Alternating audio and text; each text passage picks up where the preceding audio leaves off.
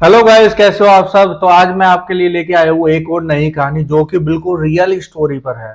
तो चलिए बिना किसी देरी के करते हैं स्टार्ट। कहते हैं परछाइयाँ सिर्फ रोशनी की वजह से बनती है, लेकिन क्या हो अगर कोई परछाई आपका बिना रोशनी के भी पीछा करे। तो शुरू करते हैं ये कहानी जिसका नाम है छाया का खेल। नीलम एक कॉलेज की छात्रा थी जो हाल ही में शहर के पुराने हॉस्टल में शिफ्ट हुई थी। हॉस्टल की इमारत बहुत पुरानी थी। दीवारों पर नमी के निशान, टूटी फूटी खिड़कियां और लंबे सुनसान गलियारे जिनमें दिन के उजाले में भी अजीब सी ठंडक महसूस होती थी। पहली रात से ही नीलम को कुछ अजीब सा फील हुआ कि उसके कमरे में कोई ना कोई है। सोते समय उसे ऐसा लगता था मानो कोई उसे देख रहा हो। वह जब भी आईने में देखती तो उसे एक पल के लिए मानो ऐसा लगता जैसे कि दूसरी परछाई भी उसको दिखाई दे रही है। तो एक पल के लिए उसमें अपनी अलावा एक और परछाई उसे दिखाई देती थी जो उससे थोड़ी देर तक पीछे पीछे हिलती, मानो कोई उसकी नकल कर रहा हो। नीलम ने सोचा कि यह सिर्फ उसका वहम है, लेकिन चीजें और खराब होती चली गई। लेकिन जल्द ही चीजें और भी अजीब होने लगी।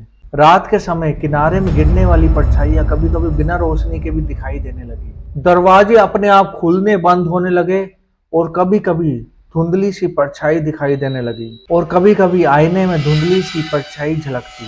काले धुंध में लिपटी एक परछाई जिसके चेहरे पर फीचर्स नहीं दिखते थे। नीलम ने इस रहस्य को सुलझाने के लिए हॉस्टल के पुराने सारे रिकॉर्ड जो भी थे वो सारे खंगालना शुरू। उसे पता चला कि कुछ साल पहले उसी कमरे में एक लड़की रिया रहा करती थी जिसने आत्महत्या कर ली थी। कहते थे कि रिया का साया अब भी उस कमरे में भटकता है, लेकिन वह सिर्फ परछाई के रूप में ही दिखाई देता है। नीलम ने इस परछाई से छुटकारा पाने के लिए एक रात कमरे में मोमबत्ती जलाकर ध्यान लगाया। तभी अचानक हवा का तेज झोंका आया और मोमबत्ती बुझ गई और कमरे में अंधकार छा गया। नीलम ने महसूस किया कि अब जो परछाई थी उसके बहुत ही ज्यादा करीब थी। वह हिल भी नहीं पा रही थी। उसकी सांसें तेज हो गई।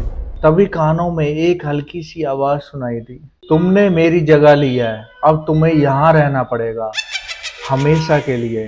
अगली सुबह नीलम अपने कमरे में नहीं, उसके दोस्तों ने दरवाजा तोड़ा और कमरे के अंदर घुसे। लेकिन कमरे में केवल एक आईना पड़ा था जिसमें अभी भी नीलम की परछाई दिखाई दे रही थी, मगर कमरे में कोई नहीं था।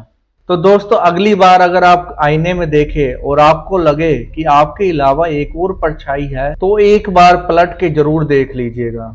क्या पता कोई परछाई अब भी आपके पीछे खड़ी हो।